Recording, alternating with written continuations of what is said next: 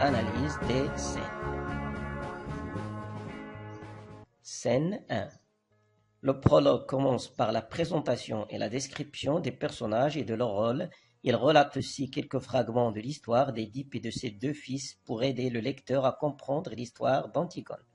Dès le début, beaucoup d'indices permettent au lecteur d'avoir une idée sur l'histoire, de connaître d'avance la fatalité du destin tragique qui accable Antigone et de comprendre l'inutile combat que celle-ci menait contre son oncle et contre tout le monde. Contexte de la scène 2. La nourrice se lève à 4 heures du matin.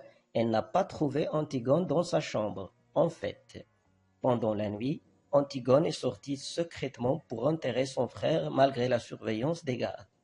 Antigone a pu couvrir partiellement le cadavre de Polynice par une petite pelle, mais elle n'a pas pu terminer l'enterrement car elle fut chassée par les soldats de Créon qui ne l'ont pas reconnue puisqu'elle s'est enfuie. Scène 2. Alors, Antigone revient chez elle vers l'aube, et en entrant doucement, elle fut surprise par la nourrice qui prenait soin des filles d'Édipe après la mort de Jocaste, leur mère.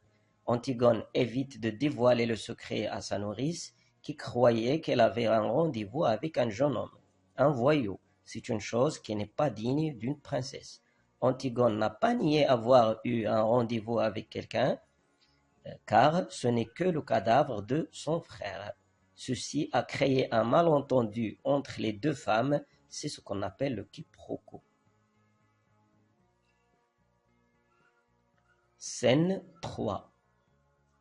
La nourrice est en colère lorsqu'elle a vu les deux princesses, ou bien les deux sœurs, reprochant à elle-même de ne pas leur avoir apporté quelque chose à boire. Scène 4. Après une nuit de réflexion, Ismène a conclu que le projet d'Antigone est difficile à réaliser parce que Créon est le roi qui peut tout faire, c'est la loi et il faut la respecter, elle a peur de la mort et du déshonneur, ce projet concerne les hommes et non plus les filles, même si Polynice est leur frère, mais il mérite la punition de Créon parce que c'est un voyou et un ingrat. Il faut réfléchir avant de prendre une décision. Mais pour Antigone, elle pense que l'enterrement de Polynice est un devoir. Il ne faut pas avoir peur de la mort car il faut se sacrifier pour un frère. Il ne faut pas toujours réfléchir. La loi de Créon ne concerne pas Antigone. Elle ne veut pas comprendre car cela signifie se soumettre et se résigner. Elle aussi ne veut pas mourir, mais c'est son devoir. Le résultat de cette conversation, c'est l'échec.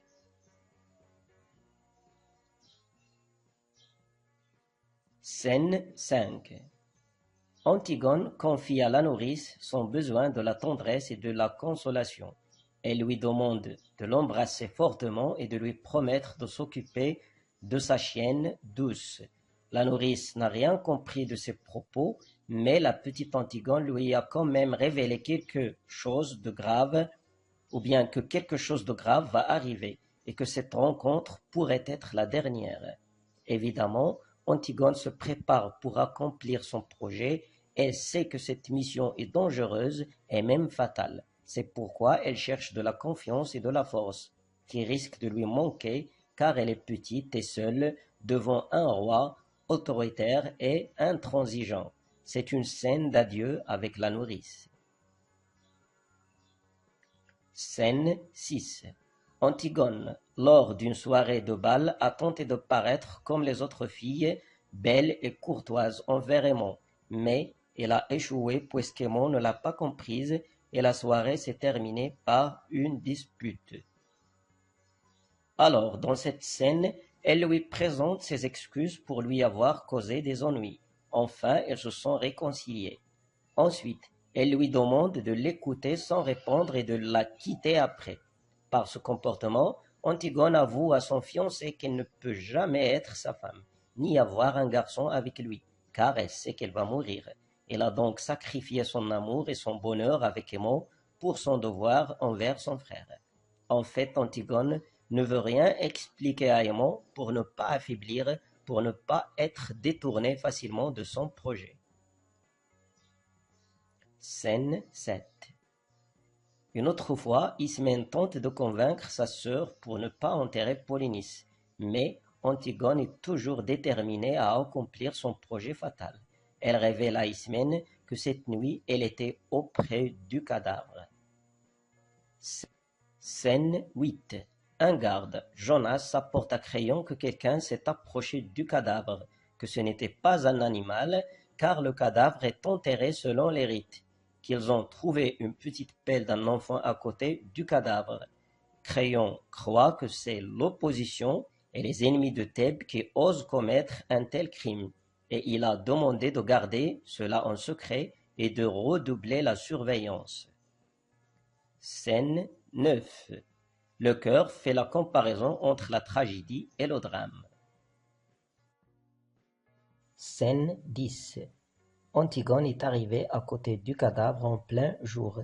Il fait très chaud. Antigone a rapidement trompé la vigilance des gardes qui croyaient au début que c'était une bête. Antigone a presque enterré avec ses mains et ses ongles tout le corps de son frère. Cette fois-ci, elle n'a pas tenté de se sauver. Par contre, elle s'est obstinée courageusement à enterrer son frère, malgré la présence des gardes qui l'arrêtèrent avec la force. Les gardes ne savaient pas que cette fille était Antigone, la nièce du roi, et ils se comportaient rudement avec elle, ne croyant plus à ses aveux.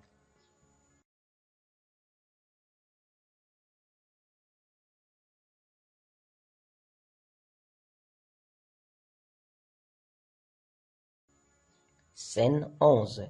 Les gardes ont arrêté Antigone en flagrant délit, à côté du cadavre en train de l'ensevelir, puis ils l'ont emmené chez Créon. Le garde raconte les faits détaillés au roi, qui paraît étonné et incrédule, mais Antigone reconnaît son acte. Elle lui raconte aussi que c'était elle qui a tenté la première fois d'enterrer son frère.